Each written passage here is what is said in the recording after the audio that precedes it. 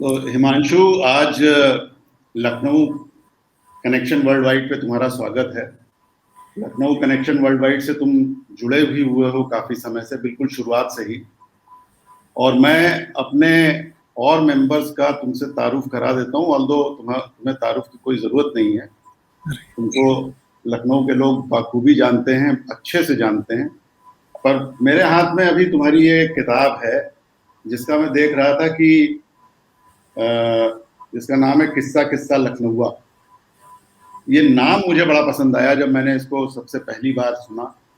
और लखनऊ गया तो यूनिवर्सल बुक सेलर्स पे जा करके मैंने ये ढेर सारी खरीद करके अपने इष्ट मित्रों को बम्बई में, कलकत्ते में और दिल्ली में भी भेंट करी, क्योंकि मुझे पसंद बहुत आई। और इस किताब में दो चीज़ें हैं। एक तो तुम्हारा परिचय है, जो मैं ब्रीफली पढ़ना चाहता हूँ। ये परिचय आपका कहता है कि हिमांशु वाजपेयी पक्के लखनऊआ हैं। वो खुद को उसी चौक यूनिवर्सिटी का स्टूडेंट कहते हैं। अमृतलाल नागर खुद को जिसका वाइस चांसलर कहते हैं। चौक की गलियों में चहलकदमी करना उनका पसंदीदा काम है। और उनके मुताबिक पुराने लखनऊ की गलियों में बेसबब भटकना ऐसा है जैसे आप महबूबा की जुल्फ के हम निकाल रहे हैं। क्या बात है। महात्मा गांधी अंतर्राष्ट्रीय हिंदी विश्वविद्यालय से लखनऊ के ऐतिहासिक नवल किशोर प्रेस पर आपने पीएचडी करी। अच्छा, ये मुझे मालूम नहीं था। मैंने एक किताब पढ़ ली थी, लेकिन इस हिस्से को नहीं देखा था। तो बहुत महत्वपूर्ण है, क्योंकि नवल किशोर प्रेस तो अपने आप में इंस्टीट्यूशन रहा है और एक मुकाम है लखनऊ शहर के लिए। लखनऊ के समाज और संस्कृति पर दीवानवार लिखते हैं। अच्छा, मैंने कहीं पर यह भी देखा था आप मरसिया भी पढ़ते हैं, बल्कि आपने मरसिया शायद कुछ खास मौकों पे जाकर के भी पढ़े हैं वहाँ। जी। तो वो उसके बारे में भी बात करेंगे, क्योंकि मुझे बहुत कम लोग मैं जानता हूँगा जो मरसिया निगारी का इल्म रखते हैं या मरसिया पढ़ने का भी शौक रखते हैं। बल्कि मरसिया तो अब लखनऊ की पॉपुलेशन भी इतनी चेंज हो गई है कि अगर मैं लखनऊ में बहुत सारे 70-80% लोगों से पूछूं तो शायद उन्हें मरसिया के बारे में कुछ भी नहीं पता। इसमें एक और इंटरेस्टिंग चीज है। एक को आपने अपने मित्र का इसमें बहुत अच्छे से उल्लेख किया है, अंकित चड्ढा। और अंकित चड्ढा के बारे में आपने लिखा भी है। मैं उनका जरूर इस किताब के पब्लिकेशन में बहुत महत्वपूर्ण हाथ रहा होगा। और किस्सा गोई से पहले आप लिखते हैं कि ये मेरे किस्से नहीं है, मेरे शहर के। बिल्कुल। इसका जो मैं मतलब समझ सका कि ये किस्से वो हैं जो हम बचपन से सुनते आ रहे हैं। बिल्कुल। वो हमारे शहर की रिवायत का और संस्कृति का हिस्सा है। बिल्कुल। तो ये खैर किताब बहुत उम्दा है। ये मैं एक बार फिर से सबको दिखाना चाहता हूँ। तो ये 2-3 साल के अंदर शायद चौथा संस्करण इसका या 5वां संस्करण निकल गया है। ये इस बात का अपने आप में सबूत है कि ये इतने कम समय में कितनी पॉपुलर हो गई होगी किताब। तो एक बात हिमांशु, ये बताओ कि लखनऊ में तो तुम्हारी पैदाइश और परवरिश हुई, लेकिन ये किस्सा गोई की तरफ रुझान होने से पहले शायद कुछ दिन पत्रकारिता करी तुमने। जी। अपने वो बचपन के बारे में, अपने उस जर्नी के बारे में, किस्सा गोई से पहले उसके बारे में बताइए। सर, पहले तो सबसे पहले तो आपका शुक्रिया यहाँ बुलाने के लिए। और ये कोई रस्मी बात नहीं है कि मैं शुक्रिया अदा कर रहा हूँ, जो कि जब कोई बातचीत के लिए बुलाता है तो उसका शुक्रिया आप रस्मन अदा करते हैं। ये वैसा मामला नहीं है। ये इसलिए शुक्रिया हम आपका अदा कर रहे हैं क्योंकि एक ग्रुप है जो लखनऊ कनेक्शन वर्ल्ड वाइड, जिसके बानी आप हैं और आपने शुरू किया, और हम शुरू से उससे, जैसे कि आपने बताया, जुड़े हुए हैं।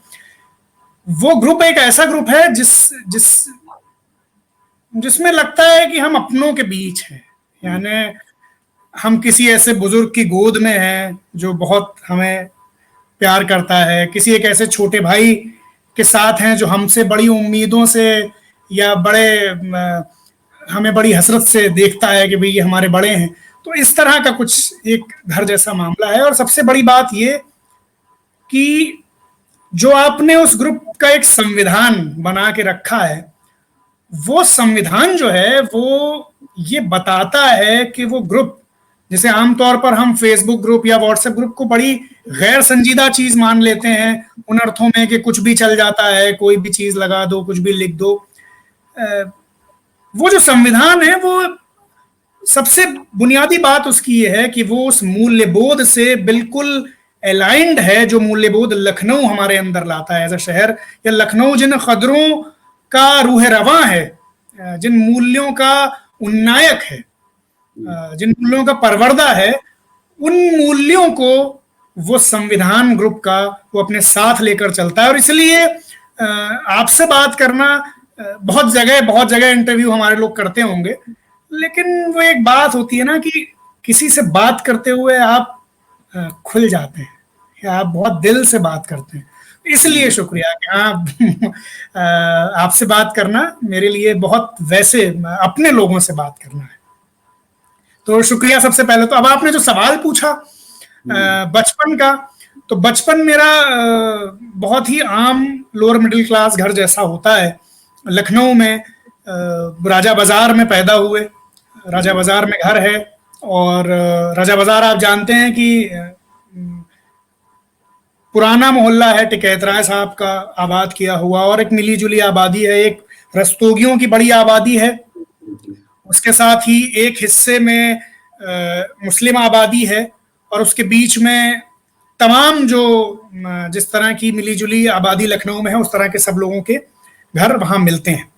तो पुराने शहर का, जिसे हम पहले असल शहर कहते थे, लेकिन फिर जो कुछ लोग हैं वो बुरा मान गए, तो हमने उसको अपनी इस्लाह कर ली खुद ही और उसको अब ये कहना छोड़ दिया। लेकिन तो उस तरह का एक रिवायती जो इलाका है लखनऊ का, वहां पैदा हुए, और वहीं एक छोटा सा स्कूल है राजा यशवंत बाल निकेतन, जो रस्तोगी पाठशाला 1897 में, मतलब 1897 का वो स्कूल है। छोटा सा, मतलब बिल्डिंग उसकी बहुत बड़ी है, बड़े बड़े कमरे हैं, हवादार कमरे, और पुराना स्कूल है 100 साल से ऊपर। तो वहां पढ़ाई हुई, और उसके बाद फिर आगे की पढ़ाई शिया कॉलेज में हुई। उसके बाद पत्रकारिता के लिए भोपाल चले गए, और फिर वहां से नौकरी और पीएचडी और तमाम चीजें। तो बचपन का असर इसलिए, बचपन की बात इसलिए करना जरूरी है कि बचपन से क्या मिला हमको। चूंकि हम राजा बाजार में थे, इसलिए एक तो जबान मिल गई। बिल्कुल। वो जबान उस वक्त तक नहीं पता थी कि ये कोई खास चीज है इसमें, या शायद अभी तक ना पता होती कि कोई खास चीज है इसमें, अगर हम कम्युनिकेशन के या भाषा विज्ञान के या जबान के स्टूडेंट ना होते, या जर्नलिज्म में ना आते, या इन सब चीजों को गौर से ना पढ़ते। तो अब हमें ये समझ में आना, अब हम ये इम्तियाज कर सकते हैं कि राजा बाजार की जो जबान है वो किस तरह से अलग है। तो एक तो जबान मिल गई, दूसरा क्या हुआ कि हमारे यहाँ वो होली का जुलूस आता था, बारात जिसे हम लोग कहते हैं।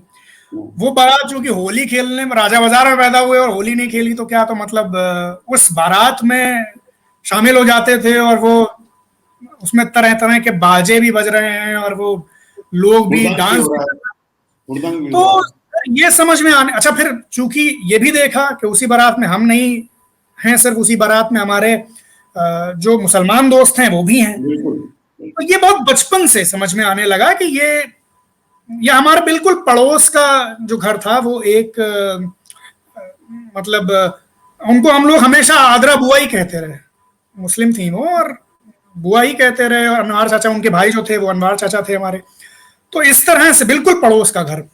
तो इस तरह के माहौल में बड़े हुए, तो एक चीज समझ में आने लगी कि हाँ, अच्छा उसमें क्या हुआ कि अब ये बात अभी तो चूंकि स्मार्टफोन के आने के बाद दुनिया बदल गई, हमारा ये अपना मानना है कि बहुत बदल गई, जितनी शायद पिछले 50 साल में नहीं बदली होगी उतनी 2010 से 2020 के बीच बदल गई वैल्यूज के हिसाब से।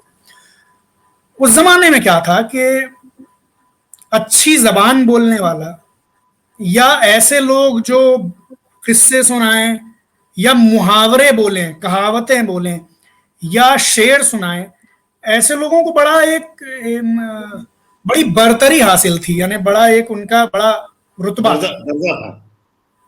बिल्कुल। तो मेरे साथ क्या हुआ कि बहुत कम उम्र में मेरी मुलाकात हो गई योगेश जी से, योगेश प्रवीण जी से, योगेश प्रवीण जी से, हाँ। और फिर कृष्ण बिहारी नूर से, और भी कुछ लोग थे मोहल्ले में जो अच्छी बातचीत करते थे, जिनके पास बातें करने का हुनर था। यानी आज की जो सूदोजियां की दुनिया है, प्रॉफिट एंड लॉस की, उसमें अगर उस चश्मे से हम देखें तो वो लोग बड़े नाकाम लोग, बड़े असफल लोग कहे जाएंगे। लेकिन हम उस जमाने की बात कर रहे हैं जब कोई अगर अच्छी बातें भी कर लेता था तो वो महफिल का एकदम चिराग की तरह उसको देखा जाता था। तो इन सब लोगों को देखा तो ये समझ में आ गया कि अगर बातचीत में लफ्जों को ठीक से अदा किया जाए, या मुहावरे बोल दिए जाएं, या शायरी बोल दी जाए, या किस्से सुना दिए जाएं, तो कुछ बात बन जाती है। तो ये इस तरह से एक चेतना का निर्माण होता रहा। और भाई योगेश जी का बहुत योगदान है। हम हमेशा ये कहते हैं कि उनको याद करना इसलिए जरूरी है। ये सारी बातें एक तरफ, लखनऊ में पैदा होना, राजा बाजार में पैदा होना, सब कुछ एक तरफ, और योगेश जी की किताबों का जो असर है, या उनकी पर्सनालिटी का, उनके खुलूस का जो असर है, उसने हमको भी बनाया, और उसने मेरे जैसे हजारों सैकड़ों लोगों को लखनऊ से इश्क करना सिखा दिया। तो ये उनको जो है, ये बात उनको उनके पहले वाले हिस्टोरियंस से और उनके बाद वाले तमाम हिस्टोरियंस से जो आएंगे उनसे बिल्कुल अलग कर देती है कि किसी एक शख्स ने इतने लोगों को लखनऊ से मोहब्बत करना सिखा दिया। तो उनकी किताबें जब पढ़ी, अब हम, चूंकि ये ऐसे टॉपिक हैं कि हम बहुत इमोशनल हो जाते हैं, तो अगर हम ज्यादा बोल जाएं तो आप बीच में काट भी दीजिएगा। नहीं नहीं नहीं, लेकिन बिल्कुल अच्छा लग रहा है, क्योंकि योगेश जी की बात सुनकर के मुझे व्यक्तिगत अच्छा लग रहा है। मेरा इसलिए भी कहना है कि देखिए है क्या, योगेश जी, हम हमेशा ये बात कहते हैं कि उनकी बेशुमार खिदमात हैं लखनऊ को लेकर। अगर हम गिनाने बैठे तो योगेश जी पर हमें लगता है कि हम एक पूरी उम्र गुजार सकते हैं उनके बारे में बात करते हुए, इतना मेरे अंदर उनको लेके इमोशन है। लेकिन हम सिर्फ कहते हैं कि उनकी एक ही खिदमत जो है, उनका एक ही योगदान जो है, वो लखनऊ देखेगा कि उन्होंने हिमांशु वाजपेयी को बनाया है। तो योगेश जी नहीं है, लेकिन अगर हम हैं तो फिर योगेश जी मतलब लोगों को समझ में आता रहेगा कि योगेश जी जिंदगी में क्या उन्होंने किया है। तो बहुत पर्सनल बातें हम बता रहे हैं आपको कि इतना खुलूस, छोटे, हम उनके सामने, हम क्या है उनके सामने, कुछ भी नहीं है, ना इल्म में, ना किसी भी चीज में। लेकिन जितना हौसला उन्होंने बढ़ाया है, और एक हम में भी वो गुण अवगुण है जिसकी अभी हम बात करने जा रहे हैं, कि हम लोग क्या करते हैं, हम लोग लोगों से जब मिलते हैं तो उनके रुतबे के असर में मिलते हैं, या उनकी जो जिस जगह से वो बिलोंग करते हैं उसके असर से मिलते हैं, या अपने जाती ताल्लुक के असर में आकर मिलते हैं। योगेश जी एक ऐसे व्यक्ति थे, आप राज्यपाल हो कहीं के, आप रिक्शे वाले हो, आप छोटे बच्चे 12 साल के हो मेरी तरह, स्टूडेंट स्कूल में पढ़ने वाले, आप पीएचडी के रिसर्च स्कॉलर हो, अगर आप योगेश जी के पास जाएंगे तो वो बिल्कुल एक जैसे खुलूस से आपसे मिलेंगे। यानी उनके साथ ये नहीं है कि कोई राष्ट्रपति आ गया तो वो अलग तरह से मिल रहे हैं, और कोई मामूली आदमी आ गया तो वो अलग तरह से मिल रहे हैं। योगेश जी वो शख्स हैं कि जब मेरे पास, हम क्यों कहते हैं कि असल में शहर में बहुत सारे लोग, किस्सा को हम क्यों बने, इस पे भी हम इसी से आ जाएंगे। बहुत सारे लोग ये कहते हैं योगेश जी के बारे में कि वो तो हिस्ट्री नहीं, वो तो किस्सा गो थे। ये बात हमने बहुत बचपन से, चूंकि योगेश जी के साथ हम उनके पास जाने लगे थे, तो उनके अंदर एक पीड़ा थी। तो हमने ये कहा कि यार अगर किस्सा गो योगेश जी हैं, और लोग उन्हें कहते हैं कि हिस्टोरियन नहीं, किस्सा गो, तो फिर हम उनके चेले हैं, तो हम किस्सा गो हैं, और हम इसको एजाज से कहते हैं, मेडल की तरह, कि हम किस्सा गो हैं और प्रोफेशनल किस्सा गो हैं। और एक चीज और है, आप देखिए, योगेश जी को लोग कहते हैं, देखिए मेरे साथ क्या था, हमारे जैसा आदमी जो राजा में पढ़ा हुआ, जो राजा बाजार में पढ़ा हुआ, उसके लिए अंग्रेजी किताबें नहीं थी, उसको नहीं समझ, उसको इतनी अंग्रेजी नहीं आती थी कि वो अब आती है योगेश जी के आशीर्वाद से मेहनत करके, उस जमाने में नहीं आती थी कि हम रोजी को पढ़ पाए, हम और लोगों को पढ़ पाए। मेरे लिए योगेश प्रवीण थे कि हम उनके पास जाते थे और कहते थे योगेश जी वो फसाना आजाद जो सरशार ने लिखी थी उसके बारे में हमने पढ़ा, वो कहाँ मिलेगी, मिल नहीं रही है। अरे तो जाओ हिमांशु ऊपर चले जाओ, इसे बाई साइड रखिए, निकाल लो। हम ले आते थे, हाँ ले जाओ पढ़ो। और फोन कहीं कुछ किया, सर वो मुफ्तीगंज कहाँ पड़ेगा बता देंगे, हाँ चले जाओ, यहाँ से चले जाओ, वहां से चले जाओ। ये इतना अवेलेबल थे, और सिर्फ हमारे लिए नहीं, किसी भी इंसान के लिए। तो योगेश जी ही की किताबों ने लखनऊ से इश्क, जो हमें, यानी लखनऊ पर लिखना कितना हसीन हो सकता है, ये हमने इस किताब में भी लिखा है, ये हमें योगेश जी ने बताया। उनकी किताबें पढ़कर हमें लगा कि लखनऊ पर लिखा जा सकता है, और अब तो हम फुल टाइम लखनऊ पर लिखते हैं, लखनऊ के किस्से सुनाते हैं। तो योगेश जी ने बनाया। उसके बाद योगेश जी से होते हुए हम नागर जी तक पहुंचे, और हमने कहा भी, योगेश जी के बारे में कहते हैं कि हमने नागर जी को नहीं देखा। हम जब पैदा हुए उसके कुछ साल बाद ही, यानी बहुत छोटे थे तब उनकी डेथ हो गई नागर जी की।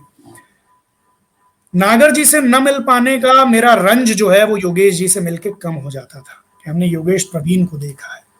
तो इस तरह से योगेश जी की वजह से लखनऊ में एक दिलचस्पी पैदा हुई।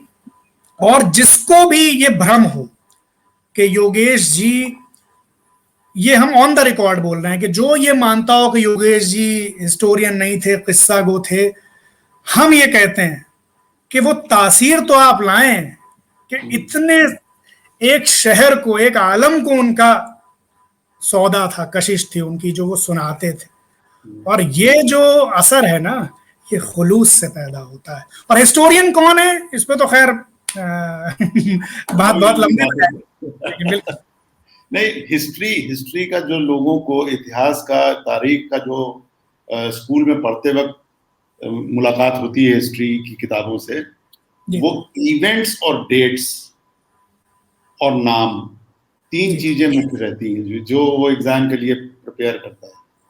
लेकिन जो किस्सा गोई के माध्यम से हिस्ट्री उजागर होती है, वो शायद पूरे परिवेश को, पर्सनैलिटी को, उस समय की एनवायरनमेंट को, उस समय के पूरे माहौल को, और पूरी सोशियोलॉजी, पूरी सोशियो पॉलिटिकल इकोनॉमिक हिस्ट्री तो किससे से ही निकलेगी, वो खाली डेट और इवेंट से शायद नहीं आ सकती।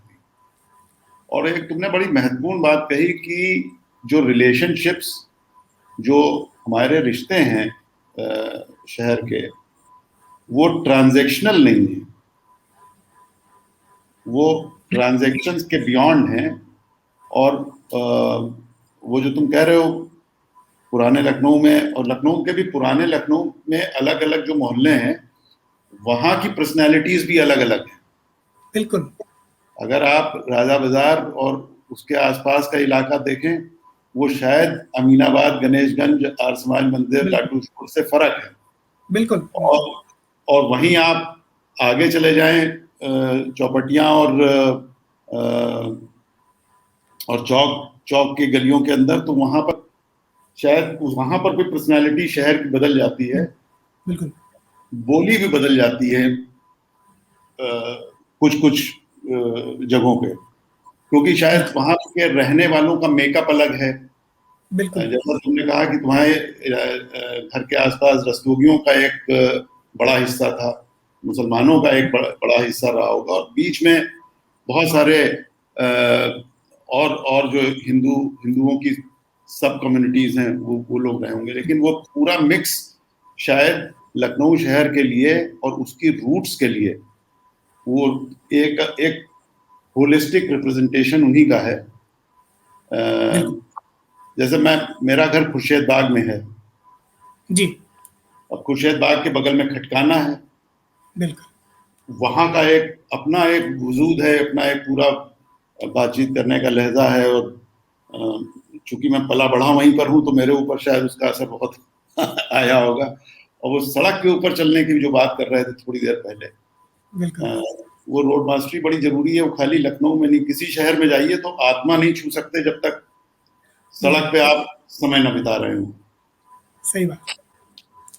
तो सही बात। अब ये जो आज के बहुत सारे लोगों को जो शायद इसको सुन रहे होंगे, नई जनरेशन जो है, वो किस्सा गो क्या होता है पहले तो यहाँ से शुरू किया जाए, क्योंकि ये शब्द भी बहुत हम लोगों को लगता है कि आम शब्द है और हम लोग जानते हैं, लेकिन बहुत सारे लोगों को अंदाजा लगा सकते हैं कि किस्सा गो और किस्सा गोई क्या चीज है, लेकिन इसकी ट्रेडिशंस क्या हैं और लखनऊ में किस्सा गोई की क्या ट्रेडिशंस हैं, इसके बारे में कुछ बात करना चाहेंगे आप? बिल्कुल बिल्कुल। तो बिल्कुल बेसिक से बताते हैं।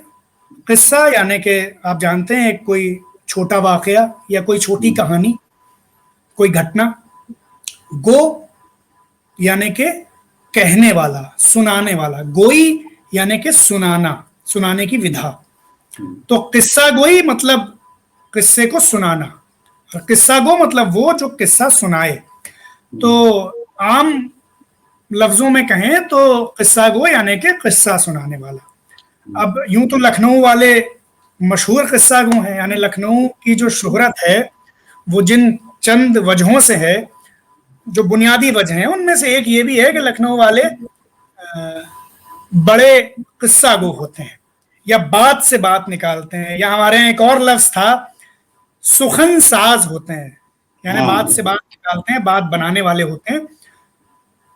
और तो किस्सा गोई यूं तो जैसे हमने कहा कि योगेश जी बहुत जबरदस्त किस्सा गो, आप उनसे कोई एक बात पूछिए, मसलन आप बस यूं पूछ लें उनसे कि ये योगेश जी, ये रकाबगंज में जो जाम लगता है ये कब से लगना शुरू हुआ?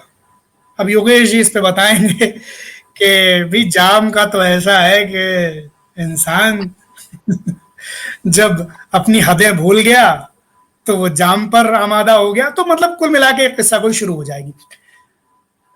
अब देखिए है क्या, मेरे जैसे लोगों ने किस तरह से देखा इसे। हम अभी क्या करते हैं, हम फुल टाइम प्रोफेशनल किस्सा गो हैं। प्रोफेशनल से क्या मुराद है कि हमारा जरिया माश यानी कि हमारी जो आजीविका का साधन है वो किस्सा गोई है।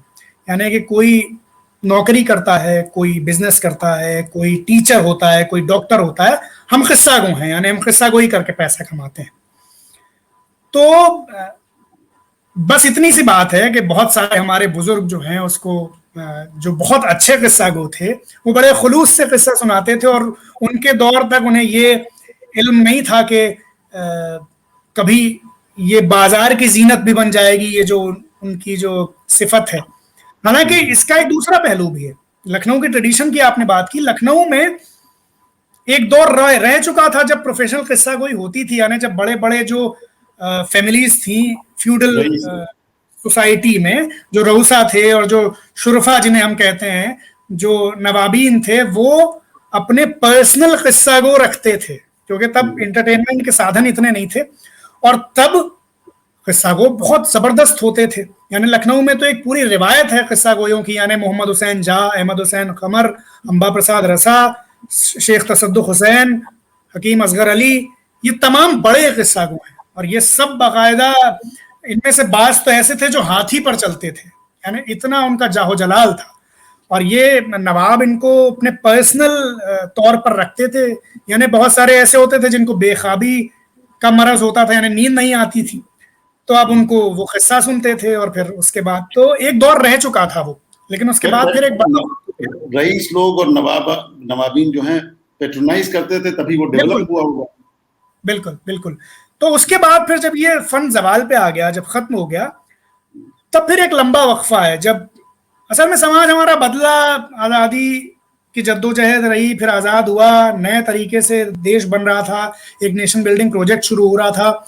तो उसमें प्रोफेशनली आर्ट्स को या कल्चर को या ये जो हमारी परफॉर्मेटिव आर्ट्स हैं, इनको प्रोफेशनली लेने का जो इसकी संभावना थी वो सिकुड़ती चली गई तमाम वजहों से।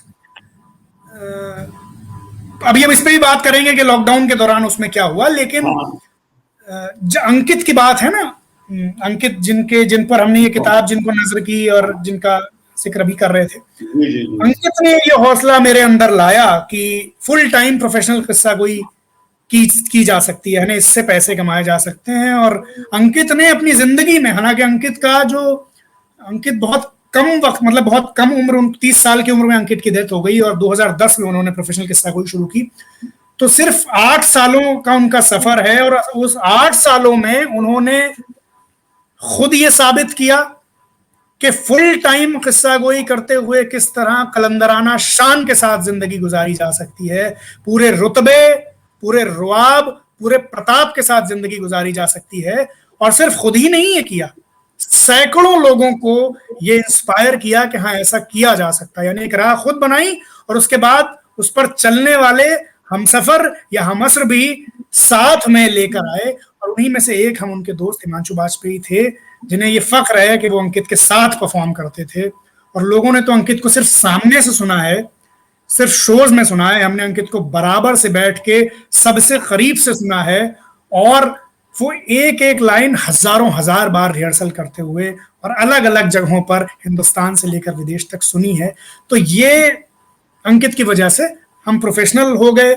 और अब वो जैसे पुरानी फिल्मों में होता था कि कोई गैंगस्टर जब किसी उसको इश्क हो जाता था किसी एक मासूम लड़की से और लड़की उससे बड़ी मासूमियत से एक सवाल करती थी कि तुम ये जुर्म की दुनिया छोड़ क्यों नहीं देते, तो वो कहता था कि अब मैं इस राह पे इतने आगे आ गया हूँ, इतना आगे आ गया हूँ कि अब वापसी मुमकिन नहीं।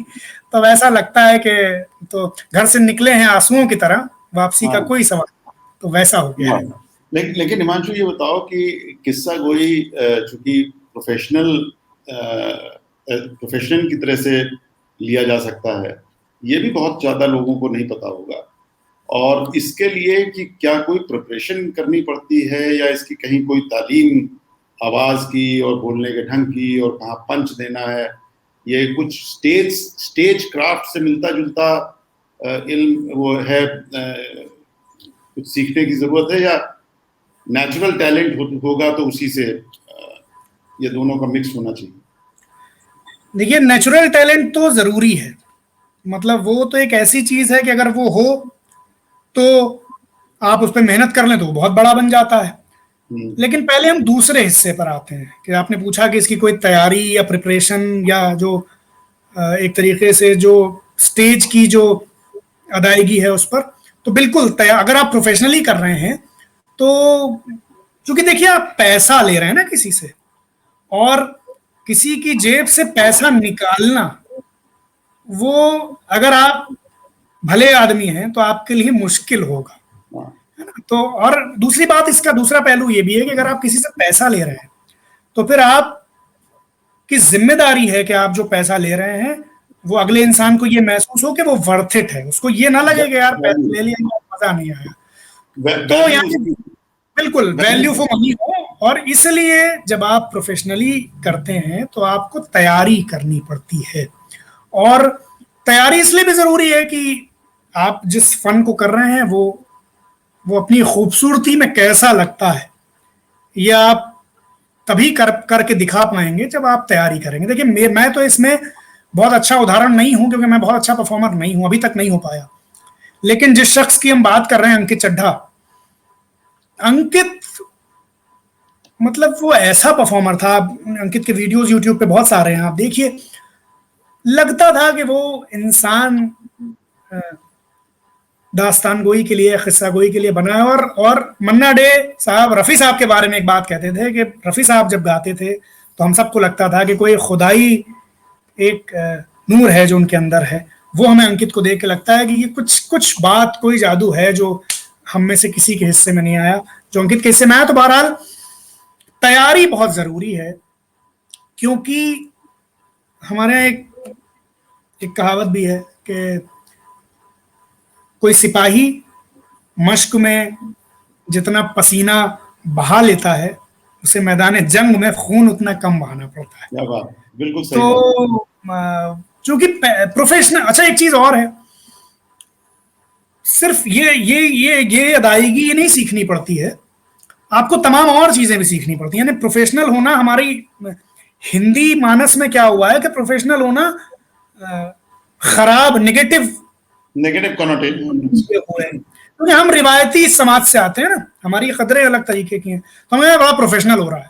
हाँ। लेकिन बात यह है कि जब आप प्रोफेशनल कोई चीज करते हैं प्रोफेशनली, तब आपको उसके प्रोफेशनल एथिक्स भी सीखने होते हैं। तो यानी उसके जो प्रोफेशनल उसूल और कवायद हैं वो भी आपको सीखने पड़ते हैं कि भाई किस तरह से आपको बात करनी है, शोज कैसे आएंगे और कैसे, वो तमाम चीजें भी आपको सीखनी पड़ती है। तो एक पूरा तैयारी तो देखिए करनी पड़ती है, वो तो है। मतलब अगर आप देखिए शौकिया आप सुना रहे हैं, तो आप कुछ लोगों में नेचुरल टैलेंट होता है, बात से बात निकलती है, और वही लोग, वसीम अकरम साहब जो हैं पाकिस्तान के मशहूर बॉलर, उनका एक कोट है जो मैं अक्सर सुनाता हूँ। वो ये कहते हैं कि लोग हमसे कहते थे बड़ा टैलेंट था, बड़ा टैलेंट था। तो अकरम ये कहते थे कि जो टैलेंट की बात है ना, टैलेंट के दम पर तो हम, ये होता है कि हाँ भाई 16 साल की उम्र में टीम में आ गए थे, या ये होता है कि भाई शुरुआत हमारी हो गई अच्छी। लेकिन ये जो हम 20 साल प्रोफेशनल क्रिकेट खेले हैं, ये टैलेंट से नहीं खेले, ये मेहनत से, तैयारी से खेले। और उसमें भी 10 साल तो वो इंसुलिन लेकर, हाईली डायबिटिक होने के बावजूद प्रोफेशनल क्रिकेट खेले, और वनडे में 502 विकेट है वसीम अकरम के। तो तैयारी तो होती है। और हमने कहाँ से की? तो हमने दो तरह से की। एक तो महमूद फारूकी साहब, उनसे सीखा, वर्कशॉप बाकायदा अटेंड की, जिसमें एक बिल्कुल बाकायदगी से कई कई घंटे इंटेंस ट्रेनिंग होती थी। और उसके बाद फिर उनके घर पर बहुत सारे सेशंस, और उसके बाद फिर अंकित के साथ चूंकि परफॉर्म करते थे, तो जो भी जितनी भी दास्तानें की, उसके पहले रिहर्सल्स, और उसके बाद एक साल यानी 2013 जनवरी से लेकर मतलब हमने ट्रेनिंग शुरू की, और 2014 में पहला शो किया जो कि प्रोफेशनली किया लखनऊ में SNA में। तो यानी ये 1.5 साल से ऊपर का वक्फा था जो कि बिल्कुल इस नियत के साथ गुजारा कि हाँ खुद को तैयार करना है। तो उस तरह से किया। हालांकि असर कितना हुआ ये इस पर डाउट है, क्योंकि नहीं, डाउट बिल्कुल नहीं है, डाउट बिल्कुल नहीं है। लोग मानते हैं, लोग देखते हैं, और ये किताब से ले करके और जो तुम्हारे वीडियोस हैं वो इस बात के गवाह हैं कि एक स्तर पर पहुंच चुके हो, और मैं माशाल्लाह और आगे जाएंगे, अभी तो बहुत समय है। मेरा सुनील सर एक चीज है, मैं इसमें जोड़ दूं। एक तो मेरे साथ क्या रहा ना कि हम ये जिंदगी में मानते हैं कि आप जो कुछ भी अच्छा होता है ना आपके साथ, वो इसलिए होता है बहुत हद तक कि आपको सही लोग सही वक्त पर मिल गए होते हैं।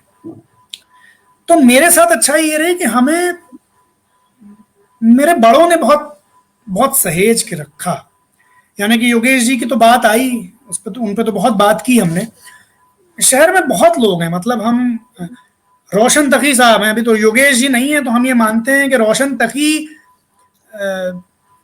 मतलब जैसे हम योगेश जी को देखते थे कि हाँ कोई कहीं फंसे तो योगेश जी को फोन कर लिया, रोशन तकी साहब एक ऐसे शख्स हैं, मतलब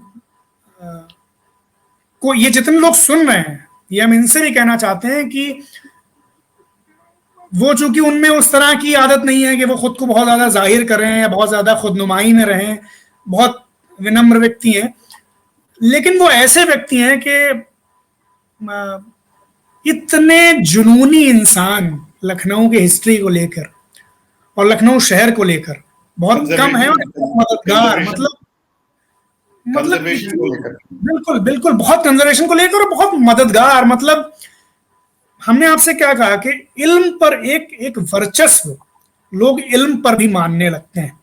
यानी सिर्फ ये नहीं कि हमारे पास पैसा है तो हम पैसा बचा लें, या हमारे पास रुतबा है तो हम वो रुतबा बचा लें, कॉन्टैक्ट बचा लें। इल्म भी है। हमें तो ऐसे भी लोग पता है कि उन्हें कोई शेर अच्छा पता है और हम उनसे कहते हैं कि वो शेर सुना दीजिए, तो वो नहीं सुनाएंगे, लगता है ये मानशू ना शेर, भाई हकीकत बात बता रहे हैं आपको। लेकिन ये वो लोग हैं, रोशन तकी साहब, मतलब आप कुछ भी पूछ लें और कभी मना नहीं किया। या बहुत सारे, अनीस अशफाक साहब हैं, इतने मतलब उर्दू के इस वक्त के सबसे बड़े आलोचकों में से एक हैं वो, और हमें ये गर्व है कि वो लखनऊ में है। और अब तो जब से वो रिटायर हुए, जब तक वो नौकरी में रहे, उर्दू डिपार्टमेंट के HOD थे, तब तक तो हम उन्हें जानते रहे।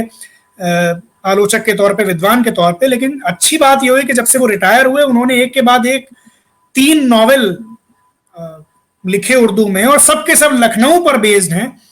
और वो इतने जबरदस्त नॉवेल हैं कि जब मेरी अनीस अशफाक साहब से बात होती है तो हम उनसे कहते हैं, सर इसको हिंदी में, देवनागरी में ले आइए, और बिल्कुल ले आइए। और जैसा कि अनीस साहब का एक, वो बड़े बेनियाज से रहते हैं, उन्हें चूंकि वो तो वकार है उनका, एक वकार और एक उनकी गरिमा है, तो वो जानते हैं कि ये सब, तो वो कहते हैं हाँ ले आएंगे। तो अनीस अशफाक साहब ने बहुत मेरा हौसला बढ़ाया। मतलब हम बहुत 20 साल के भी नहीं होंगे जब उनके पास जाते थे, और जिस इतने बड़े आदमी, मतलब जिनके सामने उस समय तो हम बहुत बहुत जबान खोल भी लेते थे, जैसे जैसे बड़े होते गए, उम्र में बड़े होते गए, वैसे वैसे ये समझ में आता गया कि इनके सामने तो बस खामोश बैठे रहो और सुनते रहो। तो इस तरह के लोग हैं, और बहुत प्यार से आने रखा, तो इस वजह से थोड़ा बहुत नाम हुआ। और कोशिश है कि हाँ, इन लोगों की उम्मीद है, मतलब हमें, हम सही बता रहे हैं सर, हमें जो लोग 1 लाख लोग मेरी तारीफ कर दें, और एक दिन जब योगेश जी का फोन आ जाता था ना मेरे पास, कहीं हमारा कुछ छपा होता था, वो मेरे लिए 1 लाख लोग से बड़ी चीज होती थी। ये वो शख्स है जो, मतलब आप सोचिए कि सचिन तेंदुलकर की जो हैसियत होगी विराट कोहली की निगाह में या रोहित शर्मा की निगाह में, क्योंकि ये लोग उसको देखकर क्रिकेट खेलना इन्होंने शुरू किया। तो रोशन तकी साहब, अनीस अशफाक साहब, ये वैसे लोग हैं। नहीं, और इन लोगों का जिनका तुमने नाम लिया, ये योगेश प्रवीण, ये इसमें एक और चीज मुझे कॉमन दिखती है तीनों शख्सियतों में, कि ये बहुत ग्राउंडेड और बहुत रूटेड लोग हैं, जिनमें सिंथेटिकनेस नहीं है, किसी तरह की बनावटीपन नहीं है, बहुत सिंप्लिसिटी है। और शायद सिंप्लिसिटी तभी रहती है जब आप एक खास मुकाम पा चुके होते हैं, आपके अंदर कॉन्फिडेंस होता है कि बनावटीपन की कोई जरूरत नहीं है। बनावटीपन तो वहीं रहता है ना जहां पर कुछ और दिखाने की कोशिश करी जा रही हो और अंदर कुछ कमजोरी हो। तो ये ठोस लोग हैं, ये तीनों लोगों का जिनका नाम लिया आपने। मतलब हम ऐसे बुजुर्ग बनना, हम ये, अच्छा आप देखिए, मैं इसका ये जो प्यार है बड़ों का, ये आपको कैसे, आपके अंदर क्या जिम्मेदारी लाता है। अब तो हम भी, अब एक पीढ़ी वो भी आ गई जो हमसे बाद वाली है, यानी हमसे 10 साल छोटी है और लखनऊ को लेकर काम करती है। उसमें एक लड़का है अर्श, इतना जुनूनी है वो, मतलब क्या जबरदस्त, वो मतलब विलक्षण है वो लड़का, 20 साल का लड़का, भाई साहब उसे ऐसी ऐसी जानकारी है, क्या बताएं। एक लड़का है स्वप्निल, मतलब जुनूनी लगा रहता है वो। इस तरह से तमाम लोग हैं जो लखनऊ को लेकर मेहनत करते हैं, लगे रहते हैं। तो हमें ये लगता है कि चूंकि ये सब हमसे 10-10 साल छोटे हैं, तो अब हमें फिर ये लगने लगता है कि यार, हमें जब इतना सपोर्ट मिला, इतनी पजीराई इन लोगों ने की, तो अब जो हमसे छोटे हैं, अगर हम इनकी मदद किसी तरह से कर पाए तो वो भी अच्छा लगता है। तो फिर ये जो साहिर ने कहा ना कि कल और आएंगे नगमों की खिलती कलियां चुनने वाले, मुझसे बेहतर कहने वाले, तुमसे बेहतर सुनने वाले, वाह, तो वो वाली बात है जी। तो एक चीज और, यही जब प्रोफेशनली कर रहे हैं किस्सा गोई जी, तो ये तो जैसे लॉकडाउन 1.25 साल 1.5 साल का हो गया जी, तो इसमें तो परफॉर्मेंस एकदम बंद हो गई होंगी सबकी। जी बिल्कुल बंद हो गई, सही कह रहे हैं आप। ये बहुत मुश्किल, ये बहुत मुश्किल, ये मुश्किल वक्त है। और मतलब आप सोचिए कि मेरे जैसा आदमी जो कि फुल टाइम परफॉर्मर तो है ही, लेकिन हम लिख भी सकते हैं, और कई बार डबिंग यानी ऑडियो बुक्स में रिकॉर्डिंग करते हैं, कई बार कोई आर्टिकल लिख देते हैं, बहुत सारी चीजें करते हैं। और एक अच्छा खासा, जो कि जब जब जब वक्त अच्छा चल रहा था तो हम कल्चरल सीजन में हर हफ्ते परफॉर्म कर रहे होते थे कहीं ना कहीं। तो उस वजह से एक घर से भी सपोर्ट था, और पहले से भी एक बहुत ज्यादा प्रिविलेज नहीं, लेकिन ठीक ठाक फैमिली थी। तो प्रिविलेज मतलब आर्थिक तौर पे, बाकी तो सारे प्रिविलेज ही हैं, ना चाहते हुए। लेकिन हम उन लोगों को भी जानते हैं कि जो बहुत ही कमजोर आर्थिक स्थिति में भी कला से जुड़े हुए थे और परफॉर्मेंस से जुड़े हुए थे, और उनके लिए बहुत ही बुरा वक्त है। यानी तमाम ऐसे लोग म्यूजिशियंस हैं जो कि मजदूरी कर रहे हैं, जो कि फेरी लगा रहे हैं, जो जिनके पास काम नहीं है, जो डिप्रेशन में आ रहे हैं।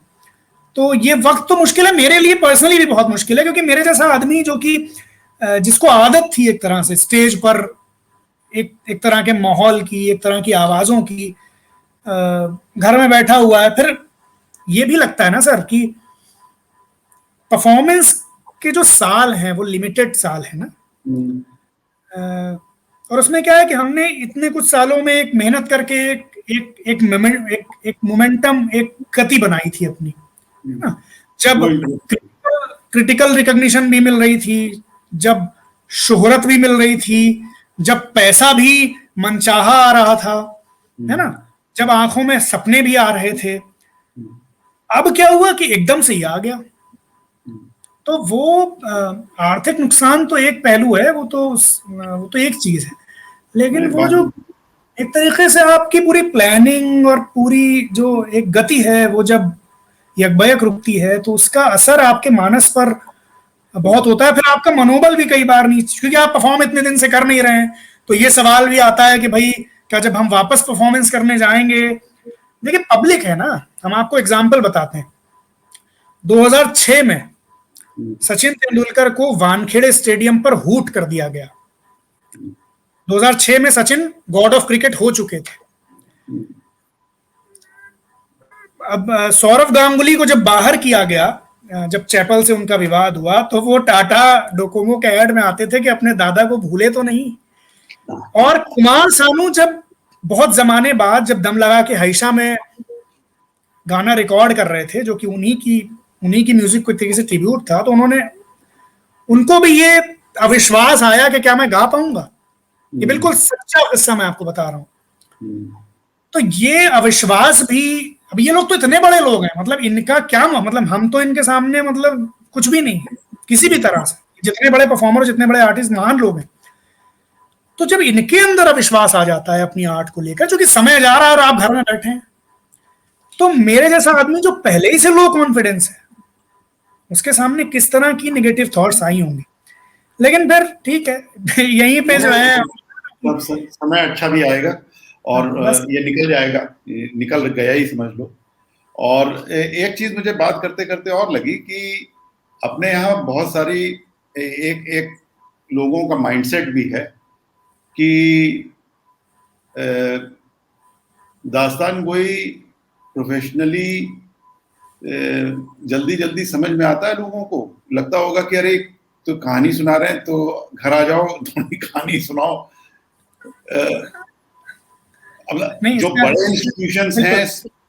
बड़े इंस्टीट्यूशंस हैं उनकी बात नहीं कर रहा हूँ, लेकिन अक्सर कर लोगों को ये भी होता होगा कि अरे हिमांशु हमारे दोस्त हैं, ऐसे ही परफॉर्म कर देंगे। ये वाली घटनाएं भी होती होंगी तुम्हारे साथ? बहुत होती हैं। और इसमें एक चीज है, जैसे हम एक जगह परफॉर्म करने गए, एक शैक्षणिक संस्थान में, उन्होंने बहुत, चूंकि हमने कहा ना कि हमें इतना बड़ों से इतना प्यार मिला है ना, कि हमें एक तरह की जिम्मेदारी, जो कि हमें लगता है कि जब हमें लोग अच्छे से हमसे पेश आए तो हमें अपने छोटों से अच्छे से पेश आना है। तो अब उन्होंने बुलाया कि भाई बच्चों से आपको करना है, और उनको सुना। हमने कहा ठीक है भाई, हम चले गए। हालांकि दास्तान नहीं सुनानी थी वहां, लेकिन हम तो ऐसे हैं कि हम लेक्चर भी देते हैं, तो अगर प्रोफेशनली डील करते हैं तो फिर उसके भी फीस ले लेते हैं उसकी, क्योंकि हमें लगता है हम तैयारी करते हैं, समय जाता है उसमें। तो खैर हम वहां गए। अब वो हमसे, वहां जो टीचर थी हमसे पूछती, हिमांशु ये दास्तान गोई करके चल जाता है, फीस पैसा वैसा आ जाता है? तो हमने कहा ऐसा करिए, एक बार हमको दास्तान गोई करने के लिए बुलाइए, फिर देखिए कि आता है कि नहीं आता। तो कहना ये है कि बहुत होता है ऐसा। असल में हम अभी ये स्वीकार ही नहीं कर पाए कि प्रोफेशन जिस तरह से, अगर आप ओला कैब बुक करते हैं तो आप कैब वाले से तो ये नहीं कहते कि भाई तुमने हमें पहुंचा दिया और अब मोहब्बत में पहुंचा दिया, आप पैसा नहीं देंगे, आप देते हैं। आप रेस्टोरेंट में जाते हैं तो आप देते हैं, कुछ खाते हैं, बल्कि 10 रुपए, जो 20 रुपए की पानी की बोतल है वो 60 रुपए की मिलती है रेस्टोरेंट में, आप उस पर तर्क भी नहीं करते।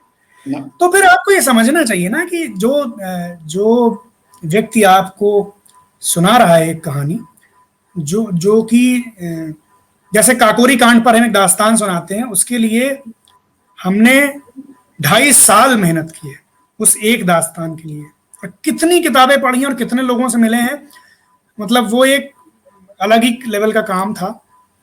और अब लोगों को लगता है यार ये तो आता है, 1 घंटा सुनाता है, इतने पैसे। वो उसके 1 घंटा सुनाने के लिए कितना वक्त लगाया है, वो इन्वेस्टमेंट कीमत। हुआ है उसमें, बिल्कुल। तो समय का। बहुत लोग ये पूछते हैं, लेकिन हमें लगता है कि हम ये साक्षरता यानी ये चेतना भी उनमें डालना कि ये काम है, एक प्रोफेशन है, और इसको प्रोफेशनली ही लिया जाना चाहिए, वो भी हमसे ही होगा, यानी हम ही सिखाएंगे और हम ही, हमारी ही जिम्मेदारी है ये समझाना। जैसे अंकित ने किया ना, अंकित ने समझा दिया लोगों को कि भाई ये है, तो करना है। और अब तो लोग, हमने कहा ना कि बहुत, अब तो हम 2 तरह से करते हैं काम, या तो बहुत ही कोई करीबी होता है, मतलब कि अब बिल्कुल ही करीबी है तो हमने कर दिया। और हालांकि मेरा एक तजुर्बा ये भी रहा है कि जो बहुत करीबी है आपका, वो कभी फ्री के काम में आपको नहीं नहीं नहीं फंसाता, वो नहीं, हमेशा पैसा देता है या कहीं से पैसा दिलवाता है। बिल्कुल बिल्कुल। और या फिर हम करते हैं कि जब कोई ऐसा, कोई ऐसी कोई मकसद ऐसा होता है कि जिसके लिए हमें लगता है कि भाई ये बड़ा मकसद है और पर्पस। इसके लिए परफॉर्म करना चाहिए, तो हम बिल्कुल करते हैं, कोई नहीं। लेकिन मेरा ये कहना है, इसमें बहुत इंपॉर्टेंट बात है, ये हम तय करेंगे कि हम कब फ्री में परफॉर्म करेंगे। ये आप हमें गिल्ट ट्रैप में नहीं डाल सकते, प्रेशर बना के कि भाई तुम आर्टिस्ट हो तो तुम्हें फ्री में करना चाहिए। अच्छा, आप एक चीज और बताइए, जितने लोग ये कहते हैं कि भाई पैसा मांगता है, बड़ा प्रोफेशनल, बहुत लोग ये भी कहेंगे मेरे बारे में कि बड़ा घमंडी हो गया, वो तो बड़ा पैसा, कल तक यही जूतियां चटकाते घूमते थे और राजा ये 2 तरह के लोग हैं सर। एक तो ये कि एक वो लोग हैं बुजुर्ग जिनका हमने जिक्र किया, जो कि हम जब बड़े, यानी जब हम कामयाब हो रहे होते हैं, जब हम सीढ़ियां चढ़ रहे होते हैं, तो वो बहुत खुश होते हैं कि ये हमारा बच्चा छोटा जो हमारे सामने बच्चे की तरह आता था, वो इसका नाम हो रहा है, बहुत दिल से खुश होते हैं। बिल्कुल बिल्कुल। आप रोशन रोशन तकी साहब जब हमसे कभी मिल रहे हो और वो सामने से आए, तो उनके चेहरे की चमक आप देखिएगा, क्योंकि उन्हें पता है कि ये अपने बाग का फूल है। और एक बिल्कुल दूसरी तरह के वो लोग होते हैं जो कुंठित होते हैं, जिनको ये लगता है कि यार ये मामूली था, ये कामयाब कैसे हो रहा है, इसका नाम कैसे हो रहा है। तो बात यही है सर कि लोग ये मान नहीं पाते कि हाँ, वो एक्सेप्टेंस की बात है। मुझे एक और चीज लगती है हिमांशु, कि लखनऊ के बाहर और शहरों में, तो लखनऊ के बारे में बड़ी क्यूरोसिटी रहती है लोगों को। हम कहीं भी जाते हैं तो वो, अच्छा आप लखनऊ से हैं, तो वो या तो हम मुझसे कहते हैं पहले आप, और उसमें थोड़ा उनका मजाकिया टोन भी होता है, वो पहले आपको थोड़ा मजाक समझते हैं, या लेकिन उनके अंदर क्यूरोसिटी बहुत रहती है, जानने की ललक रहती है। और ये बहुत सारे शहरों में जो जितना मेरे ख्याल से दूर होगा लखनऊ से, उतना ही ज़्यादा वो स्ट्रॉन्ग एक डिज़ायर होती है इस शहर के बारे में जानने की। तो सही बात। बाहर भी आप परफॉर्म करते हैं लखनऊ के बाहर। मैंने एक देखा था, एक अभी दुबई में पीछे आप गए थे, एक परफॉर्मेंस था, जी जी अशोक चक्रधर थे और बाकी काफी जी नामी लोग थे। आम के ऊपर आपने उसमें जी कुछ बातें करी थी और कुछ सुनाया था। जी जी। तो बाहर ज्यादा इंटरेस्ट लोगों का मिलता है या लखनऊ में ही मिलता है? देखिए, परफॉर्म जब हम लखनऊ में कर रहे होते हैं, और लखनऊ में भी जब यानी गोमती के इस पार कर रहे होते हैं, तो जो हमें एक जैसे जैसे हवा अपनी वादी में जब चल रही होती है, जब शेर अपने जंगल में चल रहा होता है, उस तरह का एक, क्योंकि हमें लगता है कि ये असल में यही इलाका तो है ना जिसने हमको पाला पोसा है, मट्टी है ना तो वहाँ की।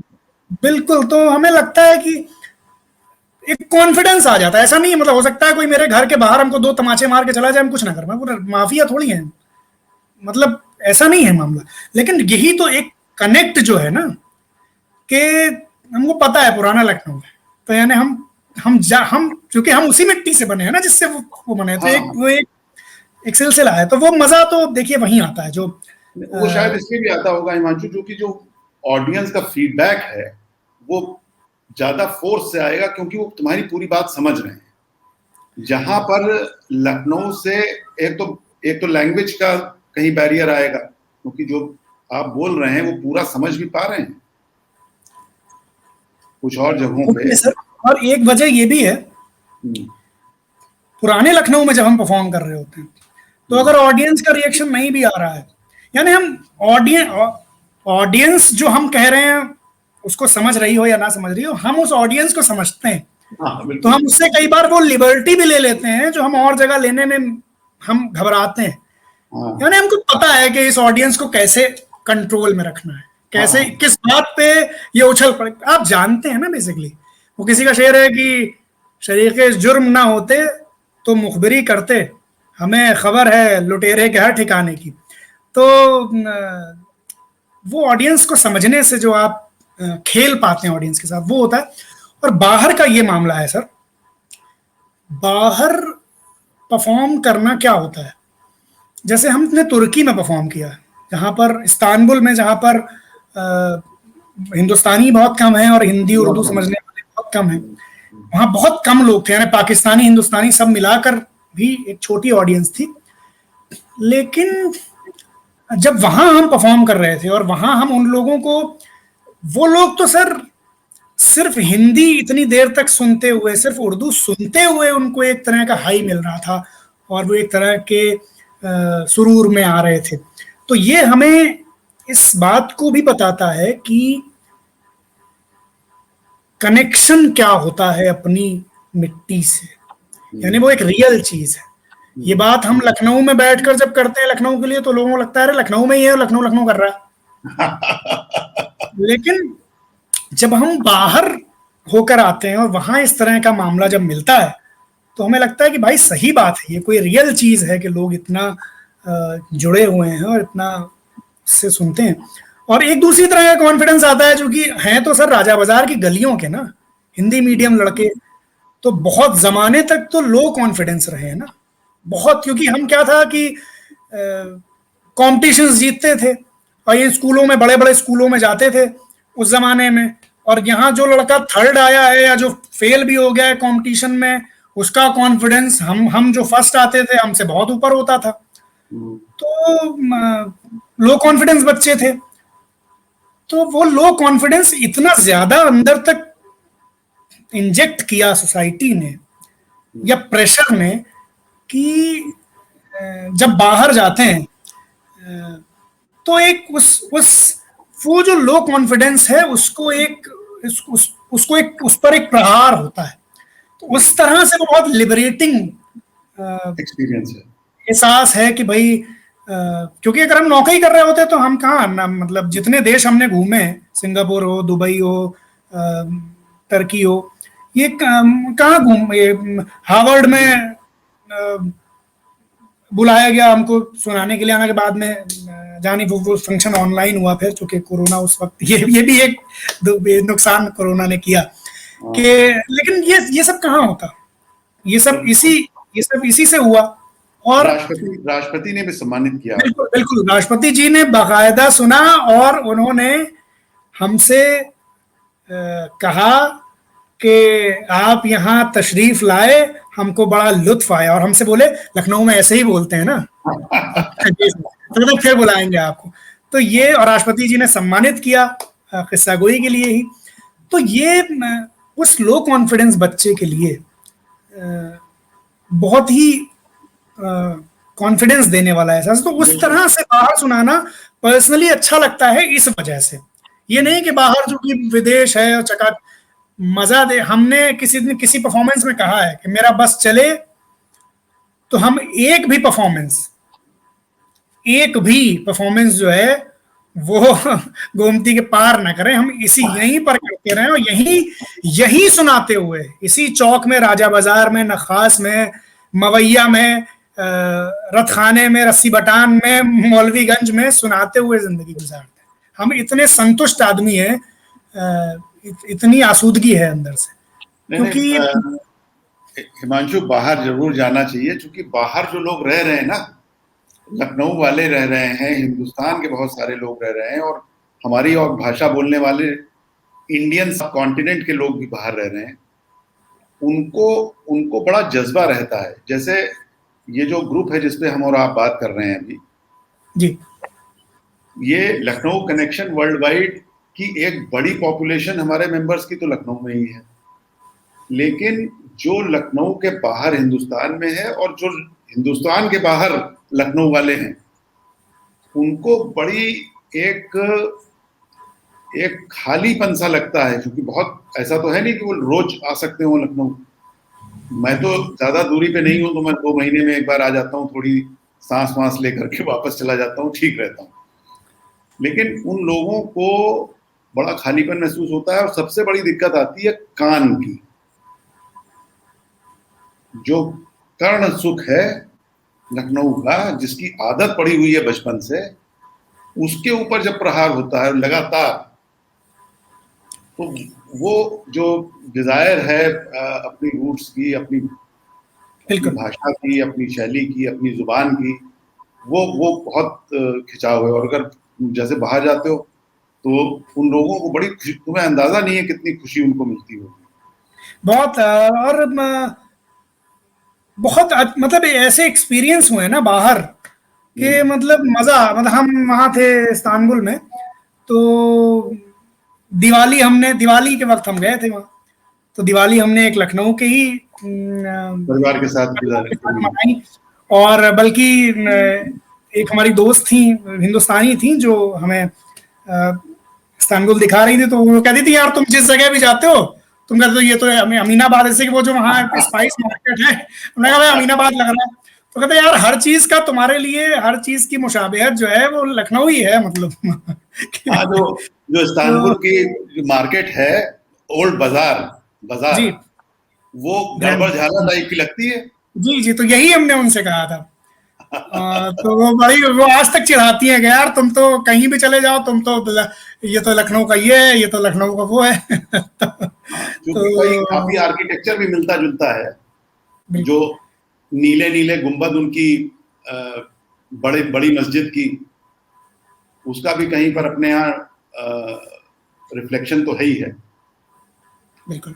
तो वो जो शेर है ना बशीर बद्र का, कि हम दिल्ली भी हो आए, हम लाहौर भी घूमे, हाँ। हम दिल्ली भी हो आए, हम लाहौर भी घूमे, ए यार मगर तेरी गली है।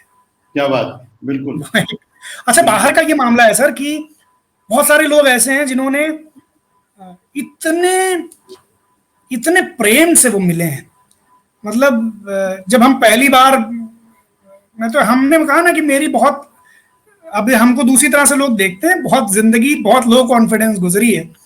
तो जब पहली बार विदेश जा रहे तो बहुत डरे हुए थे, अरे भैया, जबकि बहुत, अब उसके बाद फिर मतलब ऐसे, मतलब हमने कहा कि भैया आना है एयरपोर्ट पे लेने, अरे पता चला लोग चले आए कि हाँ भैया इनको दिक्कत नहीं होनी चाहिए, और पूरा फ्लो चार्ट बना के ऐसे ऐसे वो बना के कह रहे यार तुम तो इतने पढ़े लिखे हो, तुम, पूरा फ्लो चार्ट हमने बनवा लिया कि हाँ ऐसे ऐसे ऐसे। तो बहुत प्यार, मोहब्बत ही जो है ना वो आपको मुश्किल वक्तों में बचाए रखती है। ये बात हमने सीखी, और इस दौरान, लॉकडाउन के दौरान सही में ये बात सीखी कि ये जो आपने कमाया होता है ना, ये बहुत बड़ी चीज है। इसका बहुत एहतराम है। और ये जो मेहनत, जो आपने तैयारी की बात की, ये कई बार हम इसलिए भी कर लेते हैं कि हमें लगता है यार आंखों में धूल नहीं झोंकनी चाहिए। अगर एक इंसान आपसे कुछ उम्मीद रखता है ना, तो फिर आपको उसको संजीदगी से, वो किसी का शेर है कि वो अपने खून से लिखने लगा है खत मुझे, वो अपने खून से लिखने लगा है खत मुझे, अब इस मजाक को संजीदगी से लेना है। तो हमें लगता है कि अंकित चड्ढा ने हमें सिखाया, हमें लगता है कि योगेश जी हमसे ये कहते थे कि हाँ हिमांशु मेहनत करते रहो, तुमसे बड़ी उम्मीदें हैं, तो हमें लगता था कि हाँ भाई कुछ करना है। अब आजकल लखनऊ मैं तो करीब 20-21 साल से बाहर हूँ, जाता रहता हूँ, लेकिन वो फील शायद नहीं आ पाती मुझे। 2-4 दिन के लिए गए, वापस आ गए। बदलता हुआ लखनऊ जितना तुमने अपने बचपन से अभी तक देखा है, उसमें क्या लगता है कि हम किधर की तरफ जा रहे हैं? देखिए, बदल बदल तो रहा है, और ये एक ऐसी त्रासदी है कि जिसमें हम, जो बूढ़ा नहीं है अभी अभी तक, वो बूढ़ों की तरह साउंड करने लगता है जब इस टॉपिक। अभी तो बहुत कम सिन है, कहाँ बूढ़े की बात कर रहे हैं। हाँ नहीं, लेकिन वो यूसुफी ने कहा है सर कि जब अतीत वर्तमान से ज्यादा अच्छा लगने लगे, तब ये मान लेना चाहिए कि बुढ़ापे की आमद हो गई है, और बुढ़ापे का हमला किसी भी उम्र में, खास तौर पर जवानी में हो सकता है। तो लेकिन मजबूरी ये है, हमने आपसे कहा ना कि इसको अगर आप पढ़ेंगे, इस दुनिया के बदलने की बहुत सारी थ्योरीज हैं, तो स्मार्टफोन के आने के बाद दुनिया बहुत बदली, और दुनिया का बदलना तो उतना ज्यादा अहम नहीं होता। मूल्यबोध, वैल्यू सिस्टम जो है, वो जो है वो बदलने लगा। और बदलना तो भाई ठीक है, बदला। हम उस तरह के आदमी नहीं है जो कहें नहीं नहीं ऐसा ही हमारे हम जब काम लखनऊ पे करना शुरू किया तो एक इस तरह के लोग भी थे जो कहते थे अरे लखनऊ अब तो हमारे जमाने में था, तुम लखनऊ पे लिखोगे, कल पैदा हुए, कल के लौंडे। हम उस ख्याल के नहीं है। बदलाव, हमने कहा ना कि अर्श की प्रतिभा हमको चौंका देती है। स्वप्निल जब मेहनत करता है तो हमें लगता है वाह, ये हम इसकी उम्र में हम क्या कर रहे थे, हम तो पतंगबाजी कर रहे थे लखनऊ छत पे खड़े होकर। लेकिन हमें ये लगता है कि हमने आपसे कहा ना कि शुरू में कि वो जो संविधान आपका है वो लखनऊ के मूल्यबोध से मिलता है। अब ये मूल्यबोध थोड़ा कठिन शब्द लग रहा होगा, लेकिन इसको अगर आसान करके हम समझें तो देखिए है क्या, एक एक शहर है जो कई 100 साल में बना है, यानी उसकी एक तहजीब है, उसकी एक संस्कृति है जो पीढ़ी दर पीढ़ी बनी है। उसमें बहुत सारी चीजें बाहर गई हैं, बहुत सारी चीजें आई हैं, और फिर वो एक रिफाइन होके कई 100 साल में बनी। अब क्या है कि उससे एक किस्म कुछ मूल्य पैदा हुए, यानी जब लखनऊ की हम बात, हालांकि ऐसा नहीं है कि लखनऊ का हर इंसान उन मूल्यों को फॉलो करता हो या सबके अंदर हो, लेकिन एक एक एक प्रेस्टीज होती है ना किसी चीज की। तो लखनऊ क्या हुआ कि लखनऊ का एक रुतबा रहा कुछ इंसानी सिफात को लेकर, जिसमें से एक कम्युनल हार्मनी है, बिल्कुल, एक बहुत बड़ी बात है, एक अच्छी जबान है, एक आर्ट्स और कल्चर और खाने पीने में एक आला ज़ौक है ना। ये कुछ चीजें हैं, या सामने वाले को इज्जत देना है ना, अब रवादारी, अखलाक, ये सारी चीजें। तो इन चीजों में जब हमें चेंज दिखता है, ये इसलिए चिंता का विषय बनता है कि ये चीजें ऐसी हैं जो 100 साल, 200 साल, 400 साल में नहीं बदली हैं, लेकिन ये चीजें अगर 15 साल में बदली, और तो इसकी दो वजह, हम यकीन से नहीं कह सकते कि ये बदली ही। हमें या तो ये लगता है कि हम बूढ़े हो रहे हैं तो हमें ऐसा लगने लगा, या हम, चूंकि मेरे साथ एक मुश्किल और है जो हमसे हमारे कई दोस्तों ने कहा कि चूंकि हमने बहुत बड़ा वक्त बुजुर्गों से फैसिनेट होने में गुजारा ना, उनके प्रति आकर्षण में, उनके साथ उनकी बातें सुनकर, तो एक जरूरत से ज्यादा नॉस्टैल्जिया आ गया मेरे अंदर। उसके प्रभाव में भी ये हो सकता है कि हम कह रहे हो कि लखनऊ बदल रहा है। लेकिन कुछ चीजें तो समझ में आई सर, कि लखनऊ एक शहर के बतौर, जब हम बड़े हो रहे थे, या जब जवान हो रहे थे, या जब लिख पढ़ रहे थे, तब भी उसकी एक खास पहचान थी। और उसमें हम जब लखनऊत की बात करते थे या लखनऊ की बात करते थे तो हमें उस दायरे में रहना पड़ता था, क्योंकि हम अगर लखनवी अपने अंदर के लखनवी को जाहिर करेंगे तो हमें उस लाइन में आना पड़ेगा, बिल्कुल, है ना। तो अब हम देखें कि कोई ये कहे अगर कि हम लखनऊ से प्यार करते हैं और वो ये भी कहे कि नहीं नहीं हम तो कम्युनल हैं, तो ये विरोधाभास है सर। ये लेकिन अब तो सब चल रहा है, तो वो हमें जरूर लगता है कि चेंज तो हुआ सर। और जबान में चेंज बहुत, और जबान का चेंज तो इसलिए भी क्योंकि हम मास कम्युनिकेशन के मीडियम्स को समझते हैं, पढ़ते हैं, तो हमें मालूम है कि किस तरह का असर जबान पर होता है। तो वो हमें दो चीजें लगती हैं खास तौर पर। बहुत सारे चेंज हुए होंगे लेकिन दो बहुत क्लियर चेंज हैं जो हम यकीन से कह सकते हैं। एक, देखिए ऐसा नहीं है कि कम्युनलिज्म पहले नहीं रहा होगा, बिल्कुल था, हमने तमाम चीजें देखी होंगी, लेकिन एक चीज जो बहुत ही डोमिनेंट थी लखनऊ की सोसाइटी में, जिसे कहते थे लिहाज, है ना, वो उसका पर्दा चाक कर दिया। और वो जो एक बेतकल्लुफी जो है ना, कि मतलब कुछ भी बोल दें और बेतकल्लुफ होके बोल दें, वो सर लखनऊ तो हम आज तक हम बता रहे हैं आपको कि हम जब लाइव कर रहे होते हैं और कोई तुम कह के या ज्यादा पेट्रनाइजिंग टोन में बात कर लेता है, ज्यादा लिबर्टी ले लेता है, तो हम ऑफेंड हो जाते हैं कि तुम कैसे कह रहा है। और नहीं, क्योंकि उसकी आदत घर की भी ये है कि घर में छोटों को भी तो आप कह रहे हैं, हाँ, मुंह से निकलता ही नहीं है उसके अलावा कुछ और। नहीं, मेरा ये कहना है सर, जो घर में बदतमीजी से बात कर रहा होता था वो भी बाहर जो है बड़े तमीज से बात करता था, क्योंकि उसके प्रेशर था ना एक कि ये जबान खास तरह से बोले, है ना। अब बात ये है सर कि इसमें हमें लगता है कि वो लिहाज जो है वो चला गया, यानी कोई भी चीज बोलने से पहले न सोचना और ये सोचना कि वो चल जाएगी। और ये कॉन्फिडेंस क्यों आता है सर, पता है आपको? ये कॉन्फिडेंस इसलिए आता है कि जब हम किसी को खराब बात बोलेंगे तो एक भीड़ है ना हमारा सपोर्ट करने के लिए, वो साथ में खड़ी हो जाएगी, तो फिर वो वैलिडेट हो जाएगा, इसलिए ये होता है। तो ये दो चीजें हमें जो परेशान करती हैं, वो जो लिहाज, जो तकल्लुफ था, जिसमें आप खराब बात नहीं बोलते थे, अगर आप खुसुर पुसुर कर भी रहे होंगे किसी के बारे में तो इतना तो लिहाज था ना कि उसके सामने नहीं बोलते थे। आ जाता तो चुप चुप हो जाते।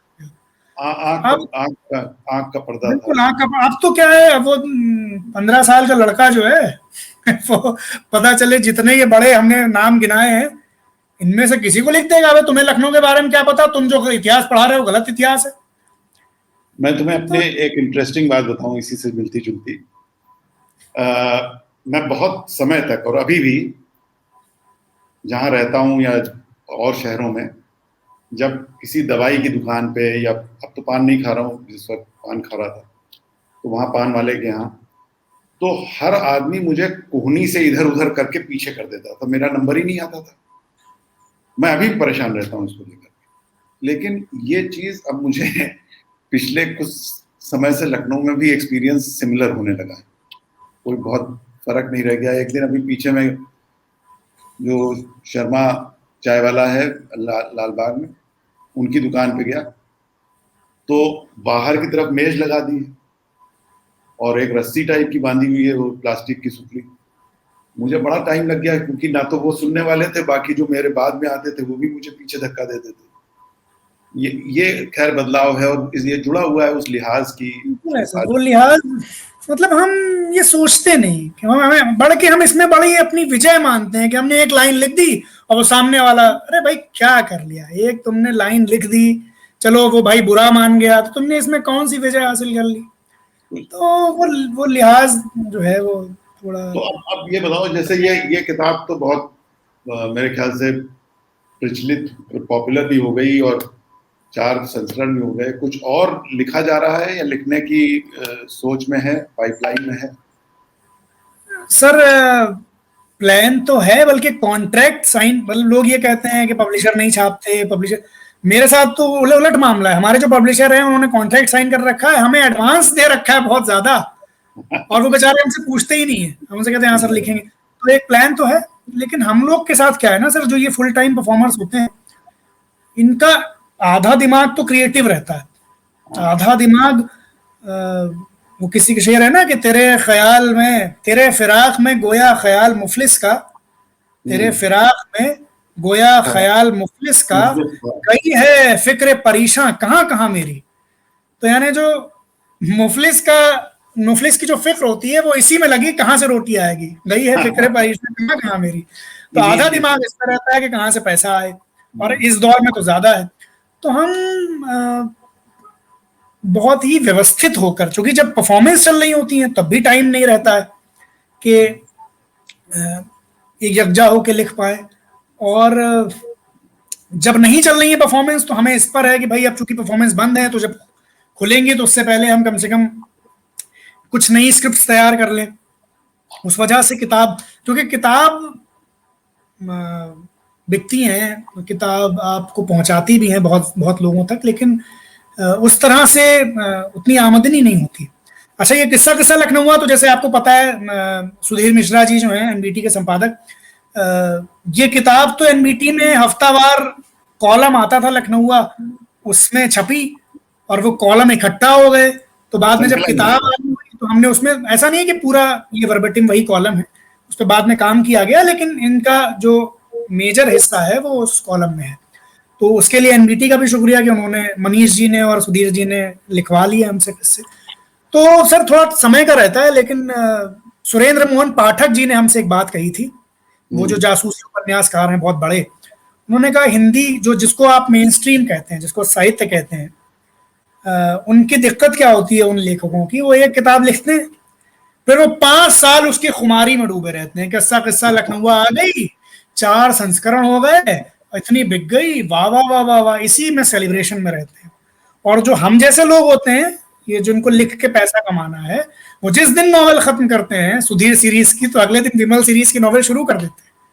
तो नहीं, बिल्कुल बिल्कुल करनी चाहिए, और मेरे ख्याल से तुम्हारे पास इतनी जानकारी इकट्ठा है, क्योंकि जो तैयारी की मैं बात कर रहा था परफॉर्मेंस के लिए, उसके पीछे नॉलेज बेस बहुत डीप, उसकी डेप्थ और उसकी विड्थ दोनों होनी जरूरी है। नहीं तो जो आप बोल रहे होंगे किस्सा गोई में, वो उस नॉलेज बेस का एक छोटा सा ही हिस्सा बाहर आता है, और वो बाहर तभी आएगा जब नॉलेज बेस वाइड होगा।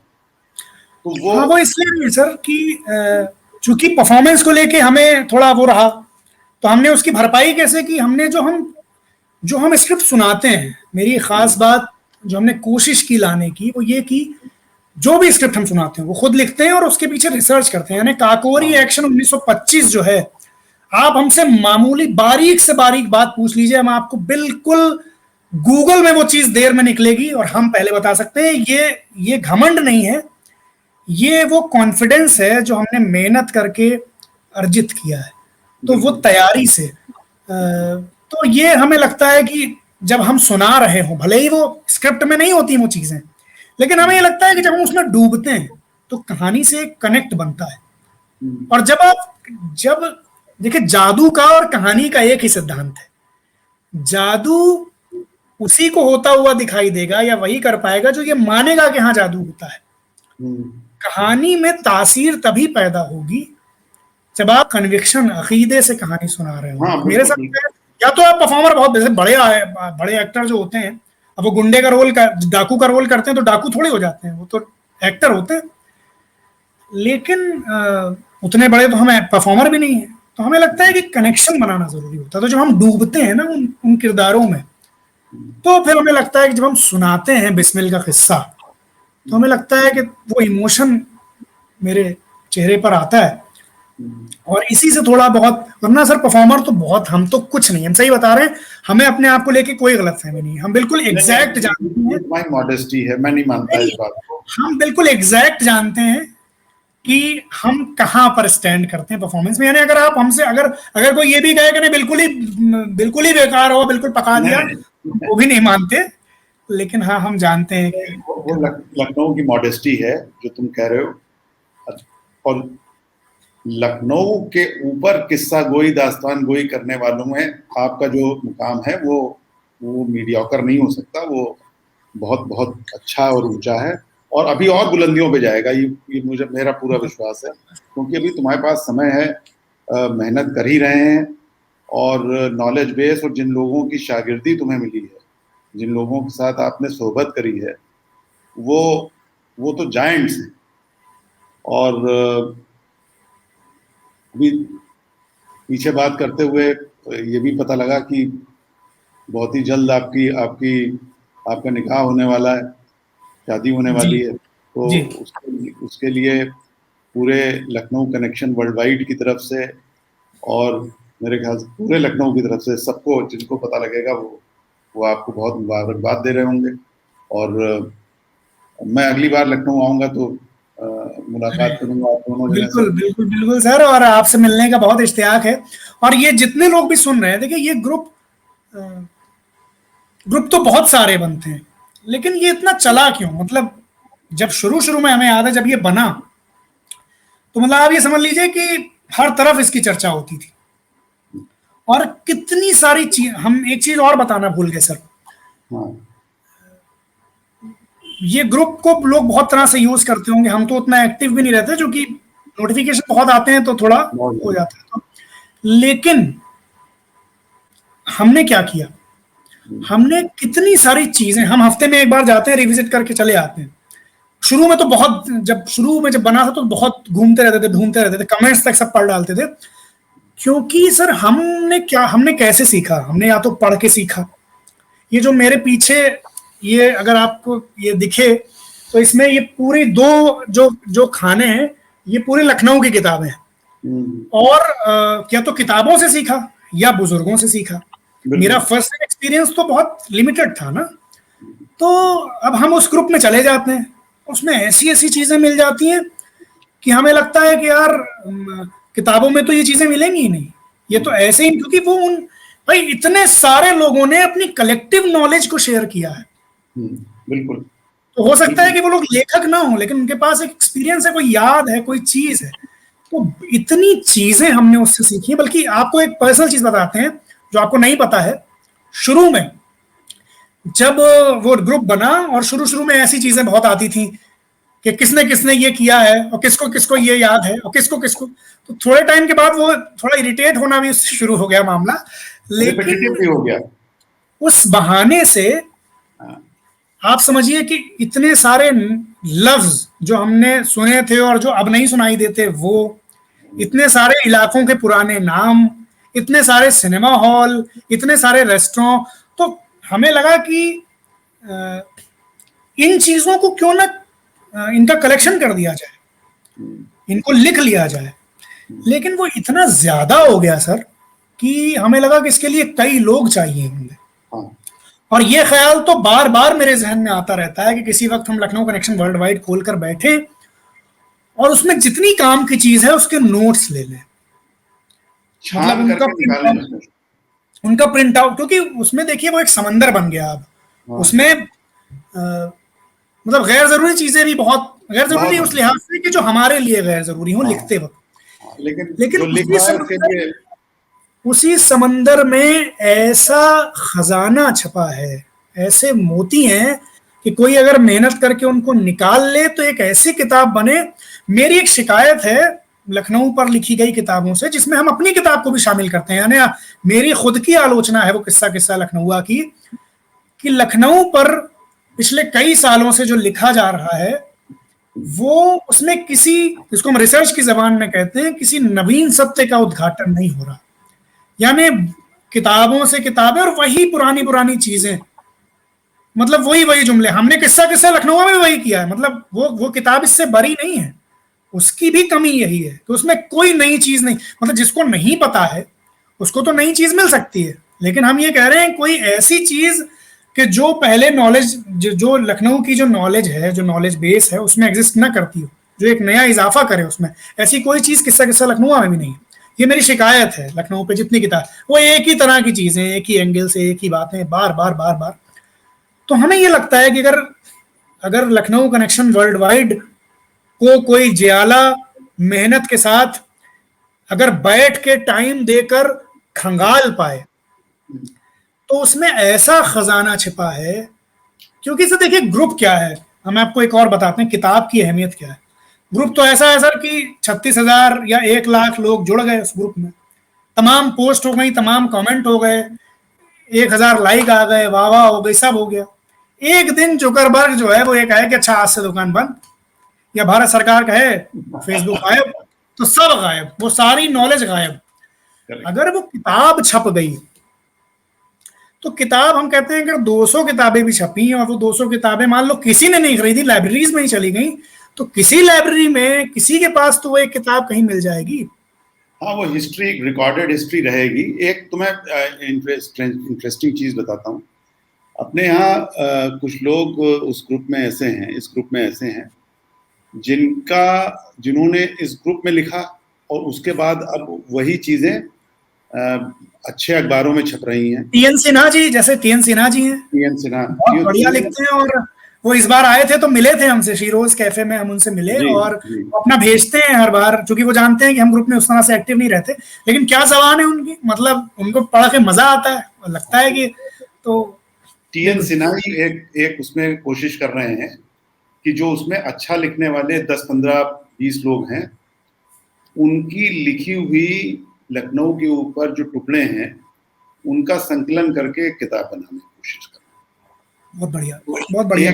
एक एफर्ट वो है। दूसरा, ये बिल्कुल सही बात आपने कही कि अगर इसमें बाय डिजाइन 2, 4, 5 यंगस्टर्स लग सकें और वो एक बार, क्योंकि अब तो 1.25 साल, जनवरी 2020 से और आज 1.5 साल हो रहा है, तो 1.5 साल में उसको खंगालने में भी बड़ा समय लगेगा, बड़ी एनर्जी लगेगी।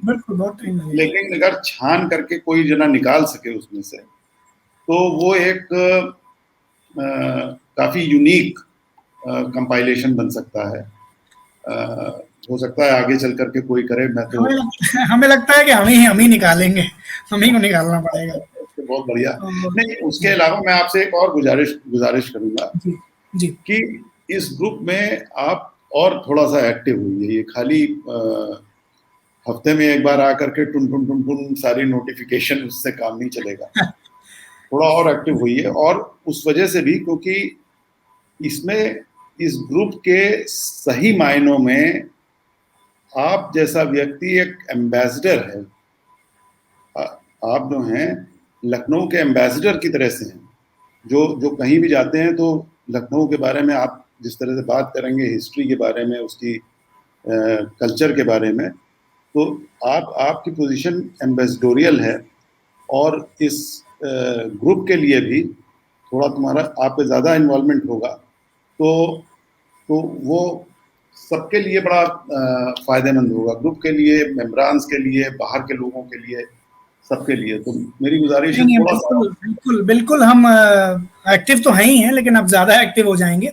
और हम तो सर हम देखिए, हमने आपसे कहा ना, वो बहुत सारे लोग जो एक्टिव भी होंगे उसमें उस तरह से, लेकिन वो उसकी अहमियत उस तरह से शायद नहीं समझते होंगे, लेकिन हम जानते हैं वो कितनी अहम चीज़ है और कितनी बड़ी चीज़ है। तो बिल्कुल हम एक्टिव हो जाएंगे, और कुछ चीज़ें हमने सोचा भी है, उस पर अब काम शुरू करते हैं कि ग्रुप में देखते हैं कि क्या है, और उस पर भी लिखते हैं। अच्छा, एक चीज़, चूंकि खुर्शीद बाग का आपने जिक्र किया था शुरू में, आपका मोहल्ला, एक शख्सियत वहाँ ऐसी थी कि जिसका अगर हम जिक्र ना करें, यूं तो वहाँ 2, 3, 4 लोग हैं जो मेरे बड़े, जिनका बड़ा दस्ते शफकत मेरे ऊपर रहा, लेकिन शैलनाथ चतुर्वेदी जी का जिक्र जरूरी है, क्योंकि वो मिले, हम तहलका में होते थे, हमने स्टोरी की, तब उन्होंने वो नया शुरू किया था लखनऊ पुस्तक माला, और वो हमने उस पर एक स्टोरी भी की बाकायदा, वो छपी, और उसके बाद फिर उनसे जहाँ आना जाना शुरू हुआ, तो वो उनको बड़ा अच्छा लगा कि भाई, जबकि उस वक्त उम्र बहुत कम थी, 22 साल उम्र थी, तो उनको बड़ा अच्छा लगा कि ये लड़का इतना उत्साही है। और तो फिर ये तय हुआ कि नौशाद साहब पर, जैसे वो पतली किताबें लिख रहे थे, छपकी थी, तो उनको, चूंकि एक दिन नौशाद साहब पे बात हुई, तो उनको लगा कि भाई नौशाद पर जानकारी है, तो हमसे उन्होंने वो पूछा कि हिमांशु, नौशाद पर तुम लिखो। हमने कहा बिल्कुल लिखेंगे। मेरा पीजी का डिसर्टेशन जो था वो नौशाद साहब पर था। उस जमाने तक हमने पीएचडी नहीं की थी, तो वो नौशाद साहब पे था। नौशाद साहब चूंकि शौकीन थे, उनको ये बड़ी हैरत में, ये बात बड़ी हैरत में डालती थी कि इतनी कम उम्र का है, उसे ये फिल्में, ये जिन जिन फिल्मों की बात कर रहा है, अंदाज और दुलारी और दीदार और शबाब और अमर और बैजू बावरा, तो खैर उन्होंने कहा कि नौशाद पर लिखो। तो हमने उनसे कहा लिखेंगे, लेकिन फिर चूंकि नौकरी भी कर रहे थे और थोड़ा उस जमाने में उतनी गंभीरता भी नहीं थी, तो वो बात आई गई हो गई, फिर गैप हो गया। फिर एक दिन उनका फोन आया, कहने क्या भाई क्यों नहीं आते हो तुम? तो हमने उनसे कहा कि सर हमें डर लगता है कि हमने वो किताब नहीं लिखी और आप जाएंगे, हम आपसे मिलने आए, आप डांटेंगे हमको। तो उन्होंने हमसे बोला, जब जब वो नहीं रहे तो हमने लिखी थी ये बात, उन्होंने हमसे एक बात कही कि हिमांशु, बुजुर्गों की डांट से डरना नहीं चाहिए, जो बुजुर्गों की डांट से डरता है वो नुकसान में रहता है। तो वो बात बड़ी गहरी बात थी। देखिए इल्म जो है ना, इल्म लेने के मामले में स्वार्थ नहीं होना चाहिए, आपको ले लेना चाहिए बुजुर्गों के पास बैठ के किसी भी तरह से, चाहे चापलूसी करके, चाहे डांट खा के, चाहे चुपके से, कैसे भी ले लेना चाहिए, क्योंकि वो आपके काम की चीज है। तो वो एक तो शैलनाथ जी ने, और एक चीज जो खास बात है उनकी, वो हम आपको बताते हैं। वो दो तीन चीजें, एक तो वो इतने बुजुर्ग थे, लेकिन उसके बावजूद जो उनकी नजर, उन्होंने वो प्रोफेसर रहे थे और उन्हें जो रिसर्च की जो टेक्निक्स थी, यानी आपको किताब किस तरह से लिखनी है, रेफरेंस अगर दिया जाए तो कैसे दिया जाए, ये, और नजरिया क्या हो लिखते वक्त, क्योंकि हमने बहुत डिस्कशन किया उनसे इन सारी चीजों का। दूसरी बात, उनका वो जिस फैमिली से थे भाई, वो श्री नारायण चतुर्वेदी जी पद्म भूषण और सरस्वती के संपादक, और वो एक ऐसे शख्स थे श्री नारायण जी के अगर आप संस्मरण पढ़ें और जो उनके बारे में लिखा है बड़े लोगों ने, तो कितने अदब से उनका नाम लिया जाता है, मतलब लिटरेचर वाले किस अदब से उनका नाम लेते हैं। तो हम तो वाकिफ हैं। तो और उसके बावजूद वो जिस तरह से, जिस प्यार से मिलते थे, और उनका वो कमरा हमें याद है, उसमें तस्वीरें और वो नीचे बैठक और बहुत बातें बताते थे हमें। उन्होंने अपनी किताब हमें दी थी एक गंगा प्रसाद वर्मा जी के बारे में, जो कि अकेला, मतलब अकेला काम है वो गंगा प्रसाद वर्मा पर उस तरह का, और अमीनाबाद पर। और हमसे तो चूंकि एक ऐसा हुआ ना कि शुरू शुरू में बहुत गए, फिर बीच में थोड़ा गैप, क्योंकि हम डर गए ना ये भाई किताब नहीं लिख पाए, तो फिर नहीं, वो भी नहीं रहे। फिर उनके साथ मेरी एक तस्वीर है बहुत अच्छी, तो एक वो उनका क्या नाम था, वो जो वो भी बहुत प्यार करते थे हमको, वो प्रिंटर जो शिवम द्विवेदी जी, हाँ शिवम, जी जी जी जी जी शिवम शैलेंद्र द्विवेदी जी, तो वो भी नहीं रहे बाद में। वो भी बहुत प्यार करते थे। अच्छा, वो ये भी जानते थे कि हाँ शैलनाथ जी ने मतलब कितना हमको प्यार करते थे, बल्कि शैलनाथ जी की अंत्येष्टि में जब हम गए हैं, तो चूंकि हमें ये खबर एकदम से मिली, हमें ये पता नहीं चल पाया कि वो बीमार कैसे, तो उन्होंने बताया हमें कैसे ऐसे। तो वो हमसे कहते थे, शैलेंद्र जी ने कहा कि भाई तुमको बहुत वो याद करते थे और तुमसे कुछ किताब के लिए भी कहा था। हमने कहा वो करना है। तो शैलनाथ जी ने भी, मतलब ये कुछ इत्तेफाक रहा कि इतने बड़े बड़े लोग, मतलब ये कितने बड़े लोग हैं, और इनके लिए क्या जरूरी था कि एक अनाड़ी लड़का 22 साल का जिसे कुछ नहीं आता, उससे हम अच्छे से बात कर रहे हैं। ये मतलब इनकी बैठकें किन, शैलनाथ जी की बैठकें किन लोग के साथ हुई होंगी। मतलब अच्युतानंद मिश्र जो हमारे वीसी थे माखनलाल चतुर्वेदी यूनिवर्सिटी में, वरिष्ठ पत्रकार, उनसे हमने एक बार जिक्र किया, उनकी किताब हनुमान प्रसाद पोद्दार जी के पत्रों की आ रही थी, तो अच्युता जी चूंकि हमको बहुत प्यार करते हैं, उन्होंने बुलाया, हम भोपाल में मिले, तो हमसे कहने लगे कि क्या हाल है, और हमने उनको बताया कि शैलनाथ जी से मिले थे और ऐसी ऐसी चीजें। तो वो हमसे कहने लगे कि हिमांशु तुमको पता है कि वो कितने बड़े आदमी हैं? तो हमने कहा सर हमको पता तो है, लेकिन हम आपके मुंह से सुनना चाहते हैं।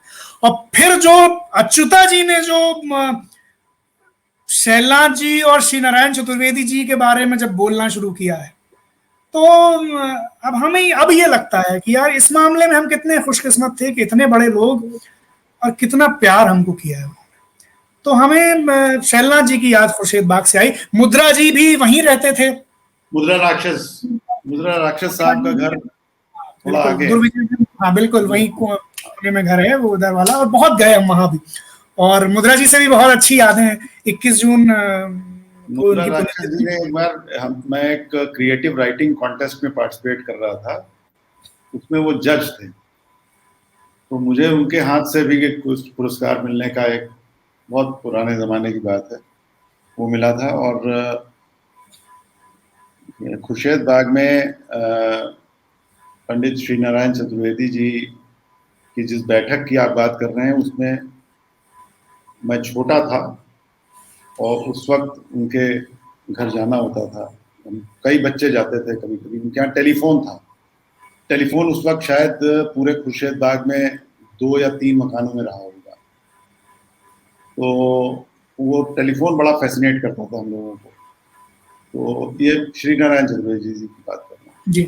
चतुर्वेदी जी ने जो ये शुरू किया पुस्तक माला, उसके पीछे उनका कहना था कि हिंदी में सुलभ साहित्य नहीं अवेलेबल है लखनऊ के ऊपर, और वो ऐसा होना चाहिए हिंदी में जो कि अफोर्डेबल हो। तो वो 10 रुपए में बिल्कुल।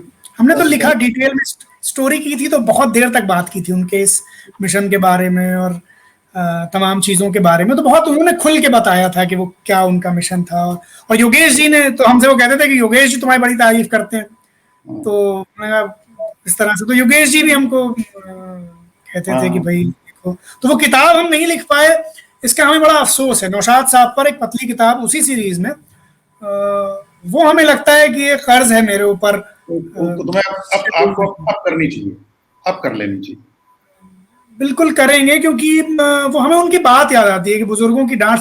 और हमें अब ये भी लगता है कि अपनी हिचक में हमने कितना नुकसान अपना किया कि हमने एक लंबे वक्त तक, यानी कई महीनों तक हम उनसे बात हमने नहीं की, इस डर से कि यार हमने उनकी बात, किताब नहीं हम पूरी कर पाए थे। और हालांकि उन्होंने, जब हमने बात की, मेरा ख्याल प्रदीप कपूर जी ने या योगेश जी ने, किसी एक शख्स ने, हमें ठीक ठीक याद नहीं है किसने, लेकिन अपने फोन से फोन लगाकर हमें उनको दिया था और वो अपने फोन से बात कराई थी। तो उन्होंने हमसे ये कहा था कि बुजुर्गों की डांट से डरना नहीं चाहिए, बुजुर्गों की डांट से जो डरता है वो अपना नुकसान करता है। तो आज हमें लगता है कि कितना नुकसान हमने अपना किया। और ये ऐसे लोग थे कि मतलब आप देखिए ना, कितने हमें बार बार ये याद आता है सर कि ये कितने बड़े लोग थे, आप सोचिए। और ये हिमांशु बाजपेयी, आज तो चलिए ठीक है कि थोड़ा नाम क्या, वो फर्जीवाड़े वाला नाम हो गया। नहीं, ऐसा नहीं, फर्जीवाड़े वाला नहीं। ये लोग तो हम कह रहे हैं ना कि ये लोग किन लोगों के साथ उठे बैठे होंगे। और उसके बाद इन्होंने अपने अंदर इतनी करुणा, इतना खुलूस, इतनी काइंडनेस बचाए रखी कि एक 22 साल का लड़का जिसके क्रेडेंशियल्स भी नहीं पता है कि वो कहाँ से आया, उसने क्या पढ़ाई की, उसको क्या आता है क्या नहीं आता, या जो उसके बावजूद इतने अच्छे से मिलते थे। ये इंस्पिरेशनल है सर। ये वो जनरेशन अलग थी, वो एक अलग जनरेशन के लोग हैं। और खुशकिस्मत हैं आप भी और मैं भी कि उनका सानिध्य मिला।